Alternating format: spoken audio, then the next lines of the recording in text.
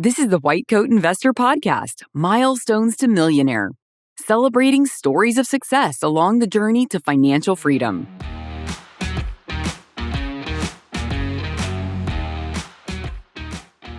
This is Milestone to Millionaire Podcast number 173. Hospitalist pays off student loans in 2 years. At PKA Insurance Group, Inc., Pradeep Adho and Matthew Peterson are independent brokers focusing on disability and life insurance. They excel in securing coverage for physicians, including those on visas like J1, H1B, etc. Protecting your family in the event of a disability or death is important. There's now an A-plus rated carrier offering up to $10 million of life insurance without labs. If you're very healthy with limited or no medical issues, approval is likely in 5 minutes.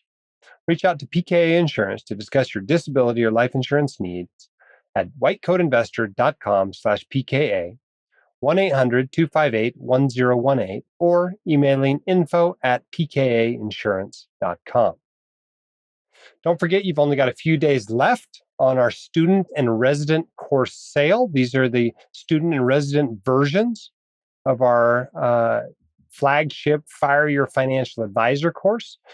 June 7th is the last day of the sale. These are already super cheap, so students and residents can afford them, but it's even cheaper until June 7th, 20% off. So all of our Fire Your Financial Advisor courses, even if you're an attending or you want the one with the CME credits, they're all 27% off or 20% off through the 7th of June. Just use the discount code LAUNCH20 and get your written financial plan in place. This course can help you to do it.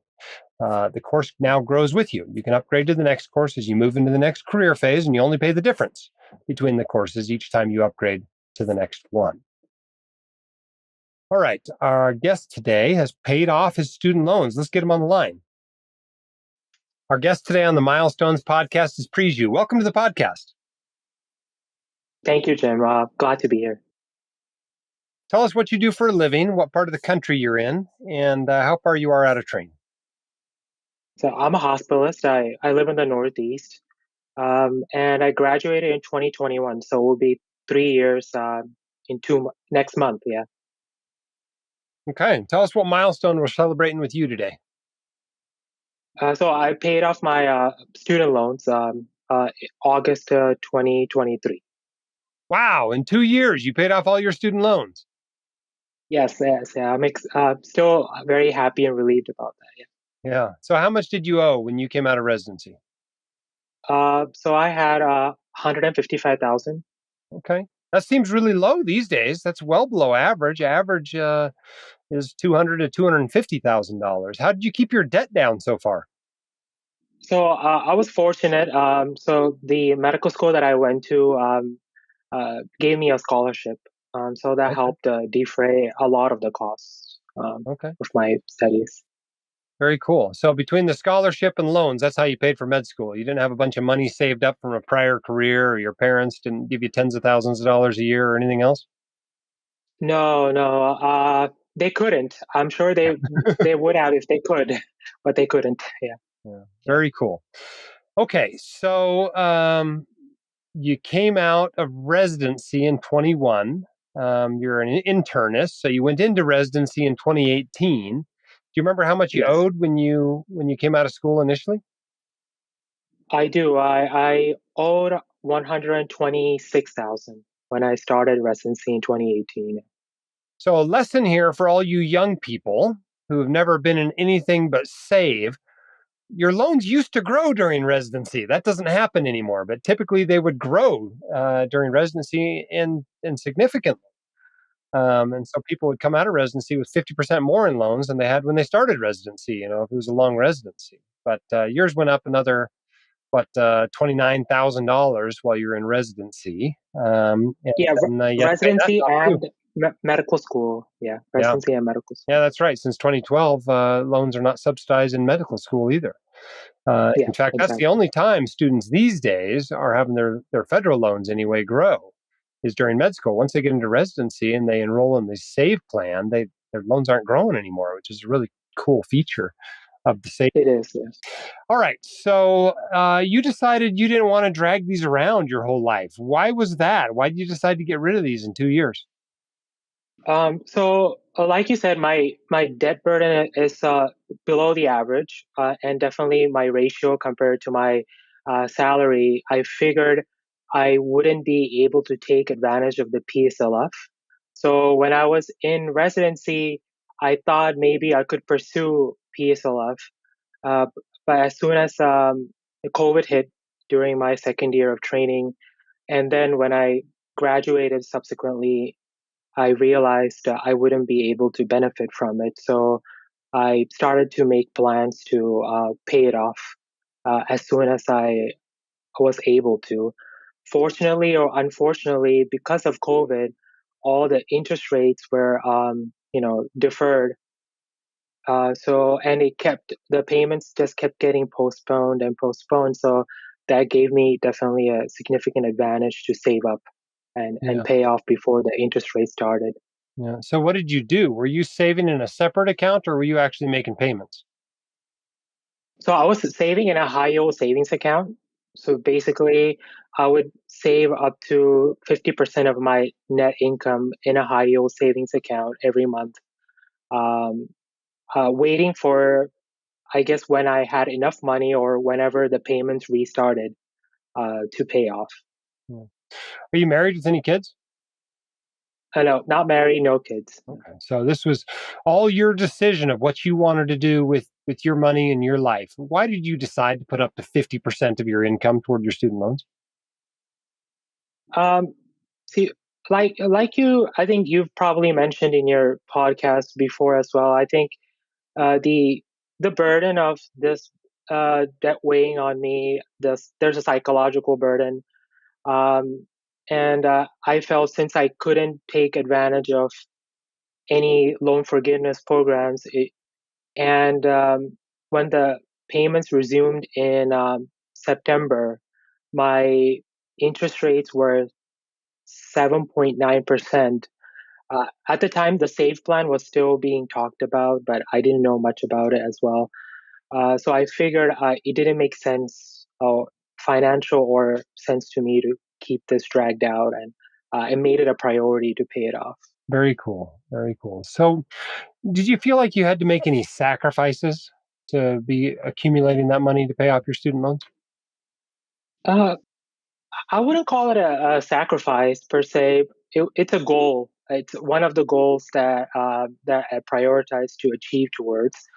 Um, So since I graduated residency, one of my biggest passions or interests were traveling, because I didn't travel at all during my time in college or medical school or even residency because of lack of funds. So even during this time when I was saving up to pay off these loans, I was traveling all around wherever that I wanted to go, and enjoy my life as much as I could. So I never really felt that I was sacrificing anything during that time. What was your favorite trip during that 2-year period? Oh, it's a hard one to pick, but I would say I was fortunate to go to Israel, and this was 3 months before everything started over there in October. So it's a beautiful country, very passionate about history. And I think I was very, very fortunate to make that trip at the time that I did. So Yeah, I you would say sure that. were. You got in right under the flag Yeah, there. So I did. Yeah.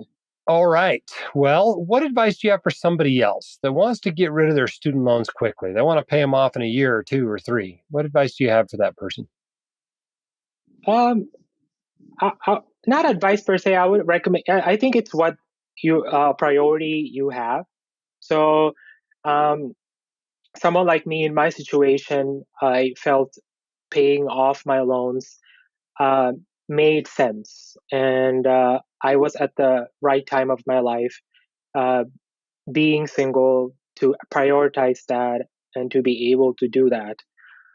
So uh, if anyone is in a similar situation like me and have the means, and they're in their point of life where they're able to do that, I would definitely say paying off your debt.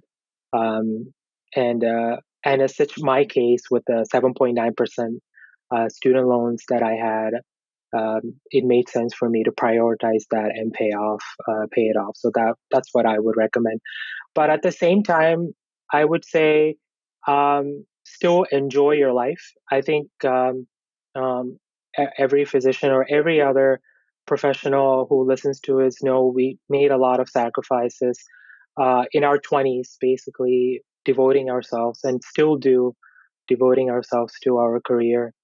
So it's almost very important to enjoy your life and do whatever that makes you happy as well. So that's also important. Yeah. Did it turn out to be easier or harder than you thought it was going to be?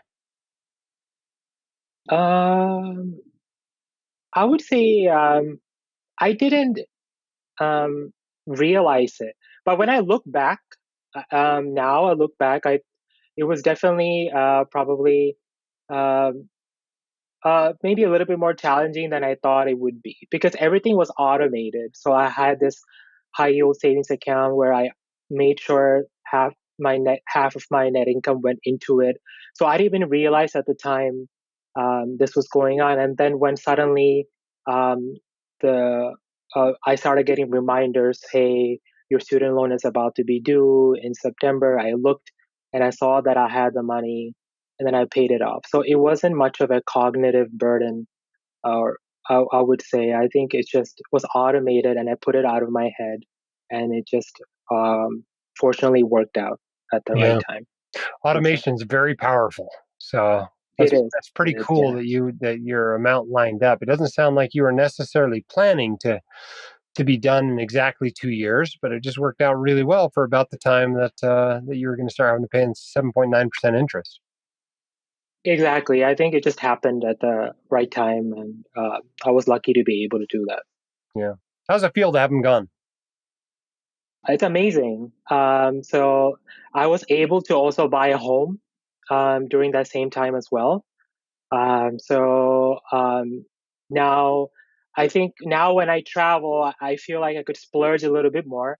When I was, I think, saving up to pay off my loans, I was definitely very conscious of where I was staying and how much I was spending because I knew that I had this big debt to pay off. But now, I guess I don't feel bad treating myself to I don't know a better nicer dinner or staying at a nicer place or maybe buying something that I wouldn't have bought when I was saving up to pay off my loans.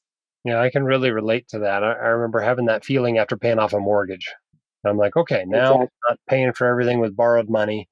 Because money's fungible. If you're borrowing for your house, you're really borrowing for everything you buy. That money's not going toward paying off that house. And the same way with your student loans. So very cool. Exactly. Very cool. Well, what's next for you? What's your next financial goal you're working on?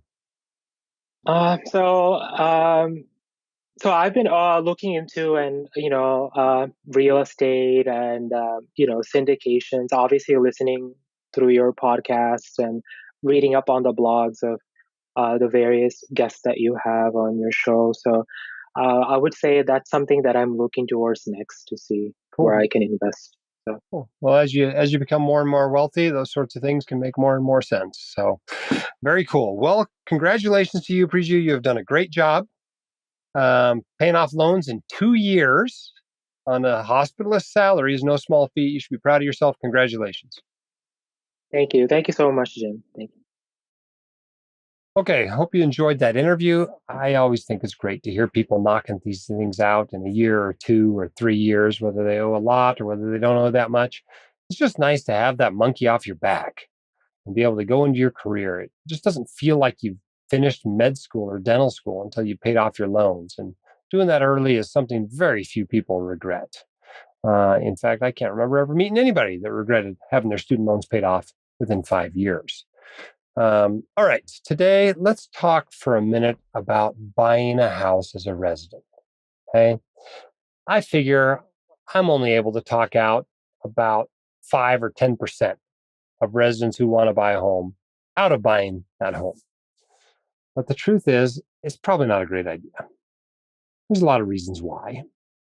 The good news is sometimes it works out okay. Lately, the last few years has worked out pretty good for people as homes have really appreciated dramatically in just a few years.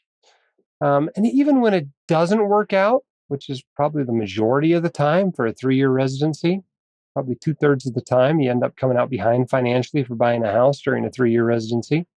But even when it doesn't work out, most people are rescued by their attending income, right? Because, yeah, now they're stuck with this house, they're underwater on it, or they didn't make much money on it, or they're having trouble selling it, or now they're a long distance landlord. But their income also quadrupled or quintupled or more. And so even if there's a drag on them, they can handle it. It's not the end of the world. But it still doesn't make it a smart move, right? What people don't get about buying a home is that it's not just about comparing your mortgage to your rent payment, right? Your rent payment is the maximum you'll ever pay for housing. Your mortgage payment is the minimum you'll pay for housing. There's lots of other expenses associated with owning a home. There's insurance, there's taxes, there's maintenance, there's now you need a lawnmower and a snowblower, HOA fees. There's all these other expenses associated with buying a home. But perhaps the most significant ones are the transaction costs. As a general rule, you'll put down about 5%, not as a down payment. I shouldn't say put down. You'll pay about 5% of the value of the home when you buy it, and about 10% of the value of the home when you sell it.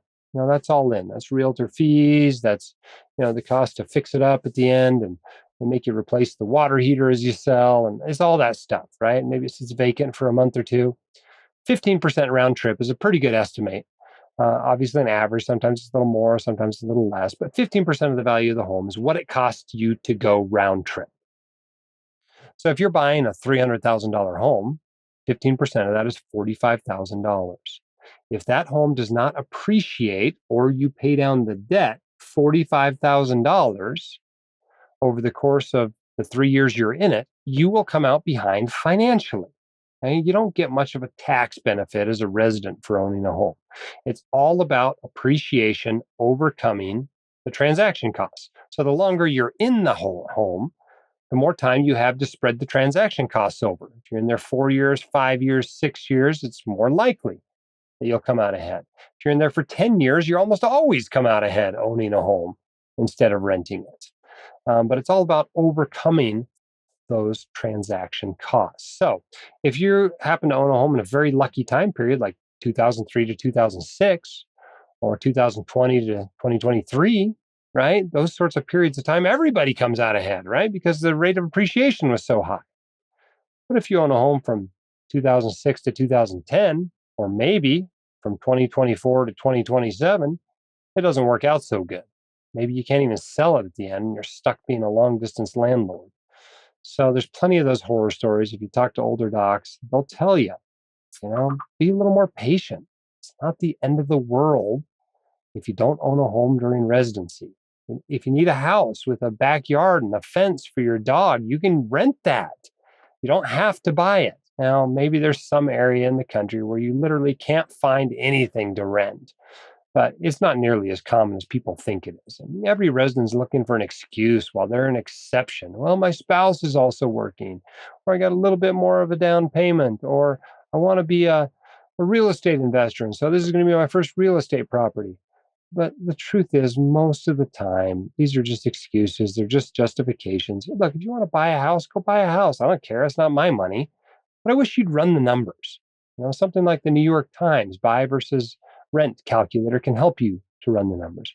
Run the numbers and see what's likely to happen. Don't assume that buying always works out better. Don't believe the mortgage industry and the realtor industry that likes to tell you that this is the American dream to own your own house. Trust me, it's not throwing money away to pay rent. You're trading money for housing. It's no more throwing money away on rent than it is throwing the money away on property taxes or realtor fees or home insurance or mortgage interest, right? You're throwing that money away just as much. So don't believe these little one-liners that make it sound like it's always better to own. Most of the time as a resident, you're probably better off renting, right? It's a more certain cost of your housing. It's a lot less hassle. Something breaks, you're not fixing it. You just call the landlord and they take care of it. And if there's anything you don't have a lot of during residency, it's time and money. And so renting allows you to have better control over both of those things. Trust me, you're not going to be renting forever. You're going to be able to own a home. If you feel like that's the American dream, you'll be able to have it. But don't rush things. Don't put the cart before the horse, and you'll likely be happier that you did so. Okay. At PKA Insurance Group, Inc., Pradeep Adho and Matthew Pedersen are independent brokers focusing on disability and life insurance. They excel in securing coverage for physicians, including those on visas like J1, H1B, etc. Protecting your family in the event of a disability or death is important. There's now an A-plus rated carrier offering up to $10 million of life insurance without lapse. If you're very healthy with limited or no medical issues, approval is likely in 5 minutes. Reach out to PKA Insurance to discuss your disability or life insurance needs at whitecoatinvestor.com/PKA. You can also call 1-800-258-1018 or email info@pkainsurance.com. Thanks so much for listening to the Milestones Podcast. We'll have another great episode for you next week. Until then, keep your head up, shoulders back. You've got this, and we're here to help. The hosts of The White Coat Investor are not licensed accountants, attorneys, or financial advisors. This podcast is for your entertainment and information only. It should not be considered professional or personalized financial advice. You should consult the appropriate professional for specific advice relating to your situation.